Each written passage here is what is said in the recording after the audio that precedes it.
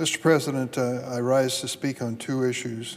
The first, I would like to ask unanimous consent that we print in the Congressional Record an article from the New York Times entitled, "We Are No Strangers to Human Suffering, but We've Seen Nothing Like the Siege of Gaza."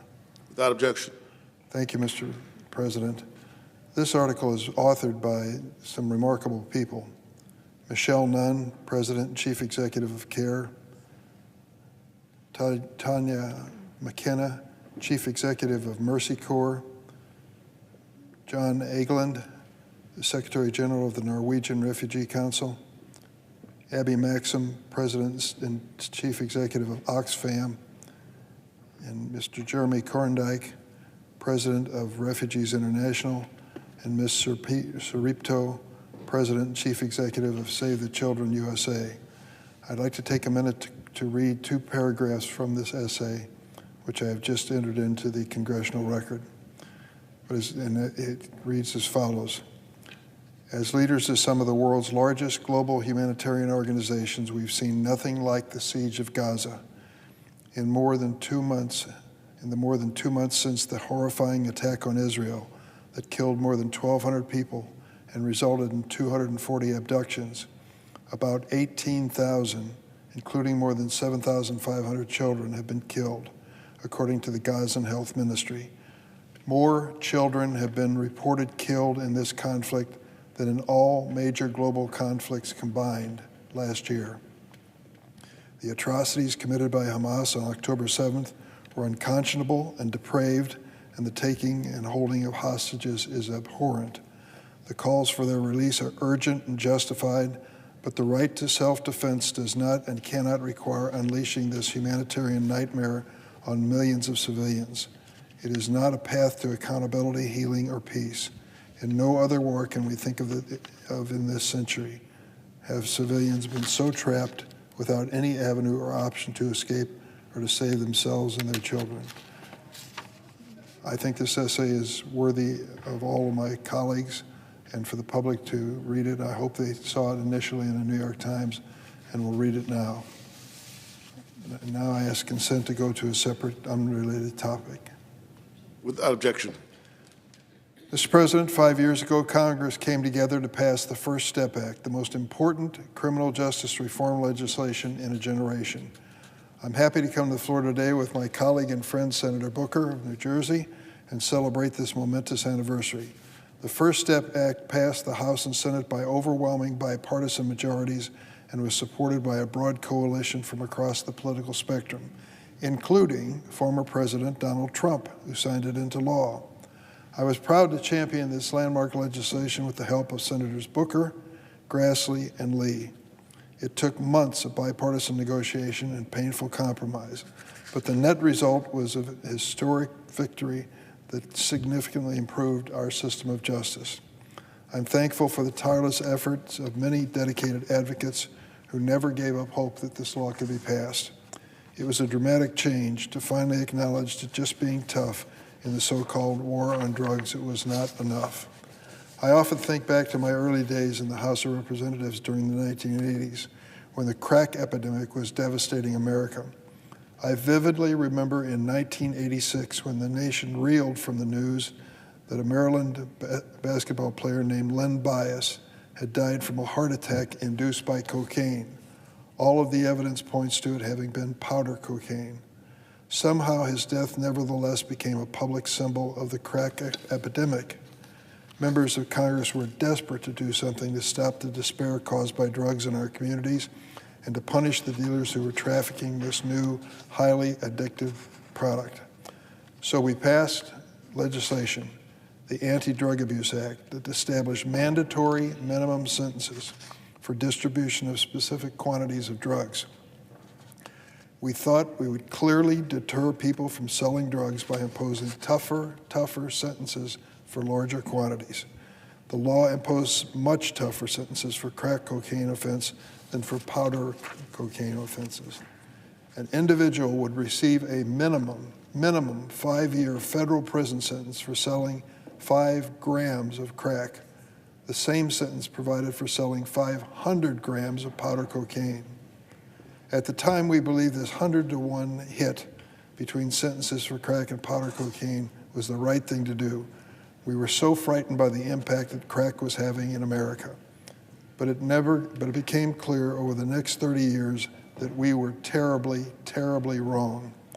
Instead of the price of crack going up after the law was passed because of reduced supply, the opposite occurred. The price went down. Even though we were locking up more people than ever for drug offenses, primarily African Americans, the amount of drugs on our streets and the number of addicts was increasing.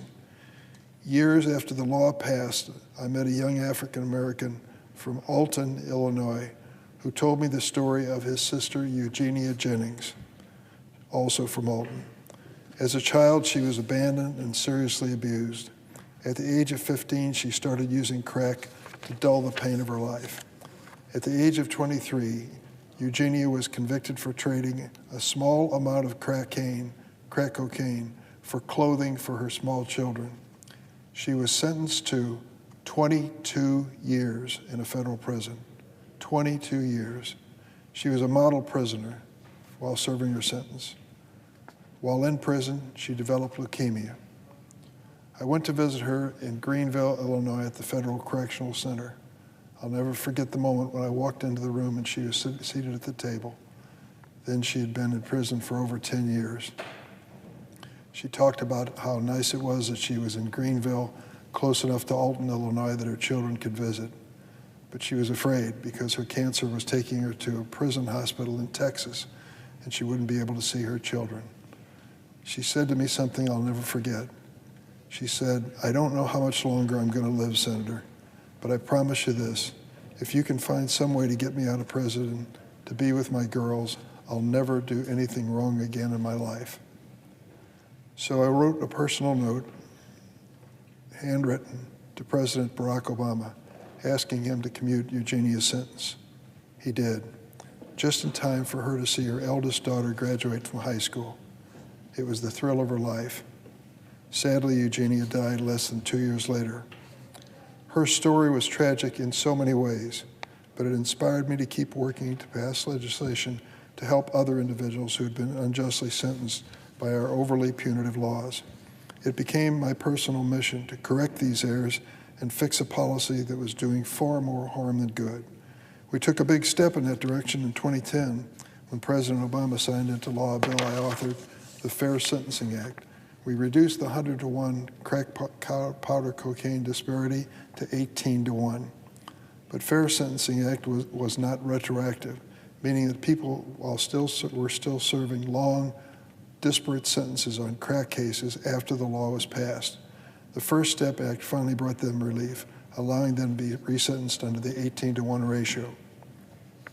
The First Step Act also created an entirely new system programming in federal prisons designed to prevent incarcerated people from reoffending, with a chance for them to earn extra time in community confinement or supervised release at the end of a sentence, a strong incentive for them to do the right thing while in prison. Last week, Senator Booker and I had the pleasure of meeting with a group of individuals from an organization called Families Against Mandatory Minimums. It was a great meeting. Many of the folks we met had been incarcerated under the harsh 1980s drug law. I spoke with them, including some from my own home state of Illinois. One lady looked at me in the eye and she said, "I was sentenced to life without parole, and without your bill, I'd still be there." Several of them noted that they would still be in prison today, and now they were back with their families. They're back in their communities. They're spending time and contributing to our society. The reforms in the First Step Act have been tremendously successful. I want to put these numbers on the record because they are so important. Of the 29,944 incarcerated people released under the First Step Act reforms through January 2023, only 12.4% have been arrested for new crimes. By comparison, the overall recidivism rate in the Bureau of Prisons currently stands at nearly 43%, 12% versus 43%. The success of the overwhelming majority of individuals released under the First Step Act demonstrates that reducing the population in our overcrowded prisons can be done safely and effectively, and it's the right thing to do. It is, however, as it's named, just the first step. To keep making our justice system fairer and our communities safer, we must continue reforming our outdated sentencing laws and provide opportunities for those incarcerated to successfully return. I hope Congress will take many more steps in this direction toward more just criminal sentences. There is a natural impulse, Mr. President, you know it, you've heard it, you've seen it, when we talk about narcotics and drug crime, to say if we can just get tough, if we can get the message out there that we're going to impose tough sentences, then they'll stop using them. We tried it. It was a disastrous failure when it came to crack cocaine. Let's not just get tough, let's get smart when it comes to sentencing people. Let's realize that addiction is more than just a curse in a person's life.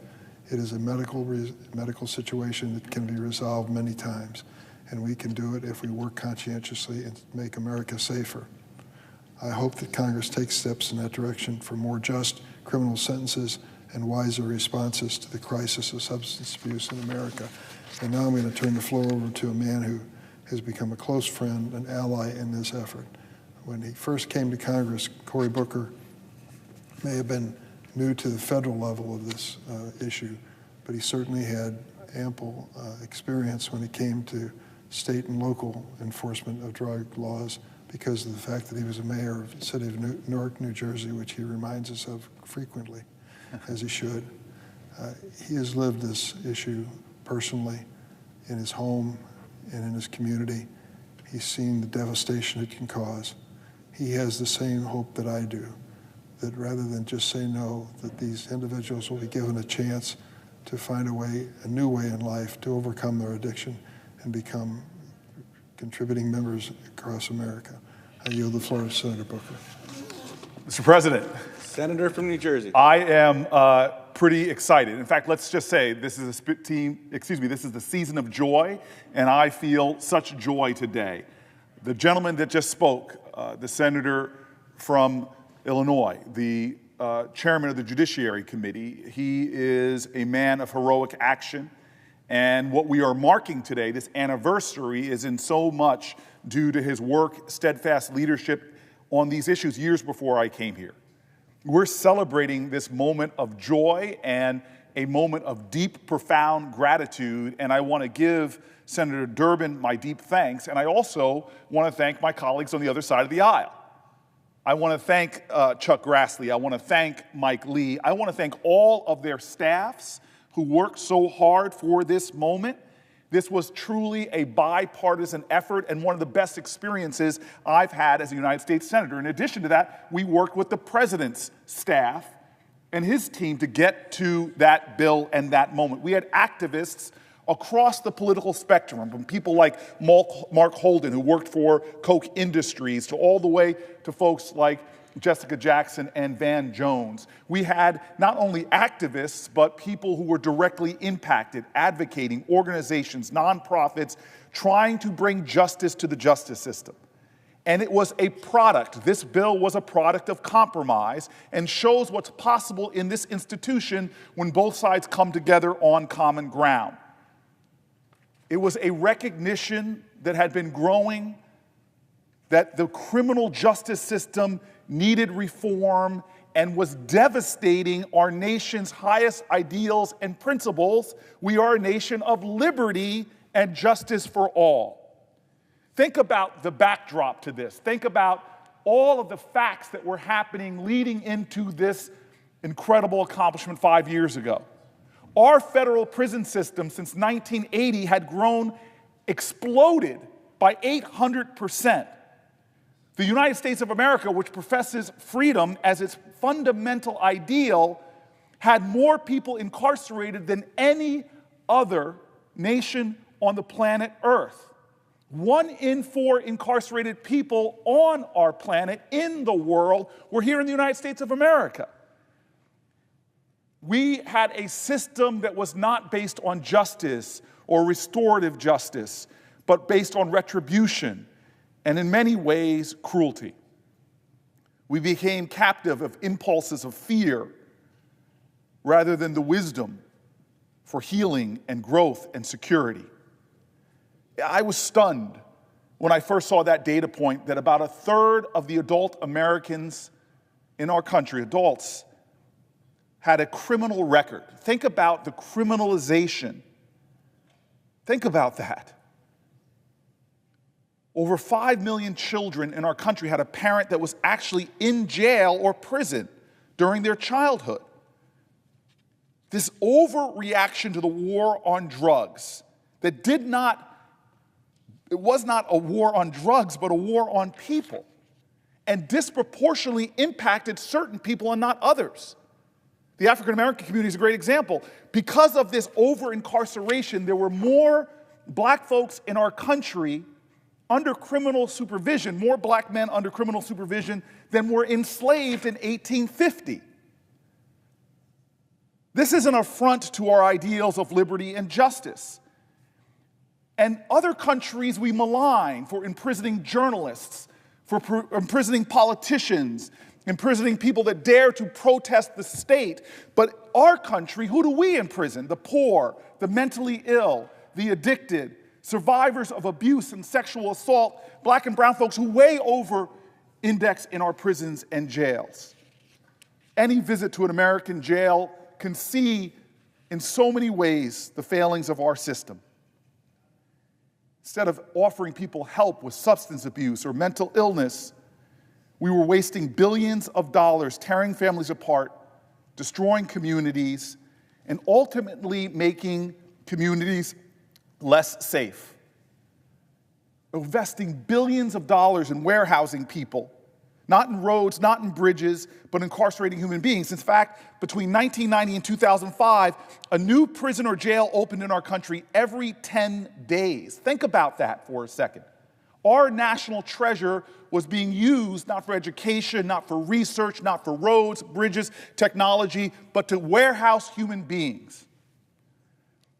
The perversity of the system was that it was making us less safe. People being released that had recidivism rates that were so high because they weren't getting the help they needed. People for nonviolent drug offenses were coming out and facing over 40,000 collateral consequences that stopped them from getting a job, from buying a home, from providing for their family. Our system is supposed to be about justice, and what was happening in the early 2000s is red states and blue states were starting to make an effort to reform their criminal justice systems. We saw states from Georgia to New Jersey lower their prison populations and lower crime at the same time. Understanding that if you affirm people's dignity, give them pathways to health and well-being, you not only lower your prison population, but you make communities safer, you make families more intact. And so after decades of these failed policies, a group of bipartisan senators working with a Republican White House and House members crafted this legislation that has affected thousands of people's lives. And Senator Durbin said it. The population that was liberated from unjust incarceration as a result of this bill has a lower recidivism rate than people who have served out full terms and come home. Because the fullness of this bill wasn't just about liberating people from unjust incarceration, but creating programs that can empower people in prison and pathways to better lives when they're coming out. It was logical, it was common sense, and that's why, from right-wing think tanks to left-wing think tanks and all in between, we're supporting and advocating and pushing for this common sense bill. 5 years after the passage of the First Step Act, we now have evidence that not only demonstrates its success, but shatters the myths that criminal justice reform and public safety don't go hand in hand. As the senator said, almost 30,000 individuals released, and almost 9 in 10 have avoided rearrest or reincarceration, compared to the 45% recidivism rates that Senator Durbin talked about. Oh, but God, these are data. This is just statistics. What's powerful for me is meeting the human beings and their families, meeting the children who've had their parents come home. You want to talk about joy? When this passed 5 years ago, I will never forget it. Right out those doors, as soon as it passed, it was an impulse. I hugged Chuck Grassley. because it was what I knew was going to happen. The holidays were really going to be about the American value. That the most sacrosanct thing we can have is liberty. The most severe thing the government can do is to take someone's liberty. We literally have slogans in our country, give me liberty or give me death. And to see people who come up to you and said, all hope was gone. I was sitting in the depths of incarceration, like Joseph, thrown into the well, thrown into the prison, no hope, but yet I found deliverance because of Republicans and Democrats who work together for common sense. I've visited with those families. I've seen the impact on children. I've seen the stories of grades improving in school. I've seen the stories of people who've come out of prison, as we met, Senator, who've gone to work making their communities safer, doing violence intervention, helping other people not go the same way. This is what happens when we affirm human dignity. This is what happens when we understand how powerful and urgent families are in America. This is what happens when we live the values we swear an oath to with our hand over our heart: liberty and justice for all. And so, yes, today again, I wish Senator Grassley was here. I might try to hug him one more time in honor of the anniversary. But this is a time where we should be celebrating this incredible step towards justice. But I will tell you, Senator Durbin, we call this the First Step Act. I remember the press conferences we had, Republicans and Democrats standing together and said, this is the first step, but we still have work to do. Because we are still a nation with a majority of women incarcerated or survivors of sexual violence. We are still a nation where people struggling with addiction more easily find jail than treatment. We are still a nation where our prisons and jails are filled with people who are mentally ill and need medical care that they do not receive. We are still a nation where you get better justice if you are rich and guilty than if you're poor and innocent. And so let us celebrate progress, let us celebrate success, but let us double down again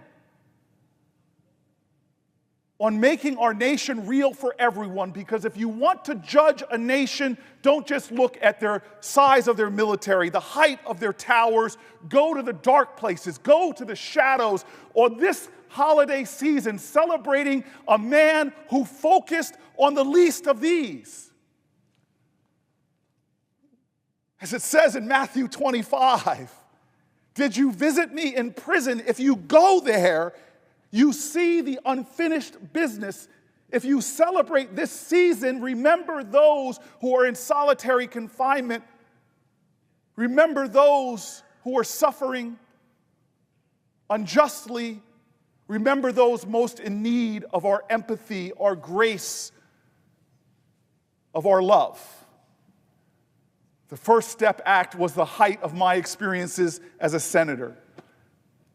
But the United States of America and this greatest deliberative body, we can go higher. Mr. President, I yield the floor.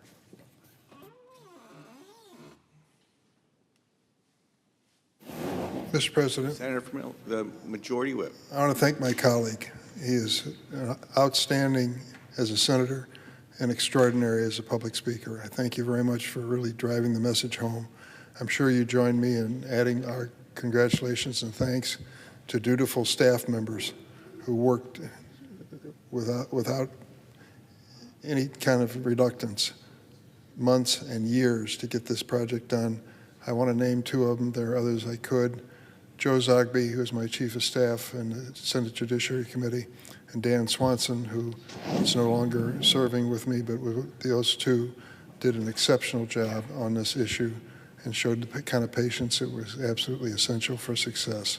So I want to add those to the list of those I thank today. Senator, just for 4 words. I'm happy to. Joe Zogby for president. Thank you. You better not. Thank you very much, Mr. President.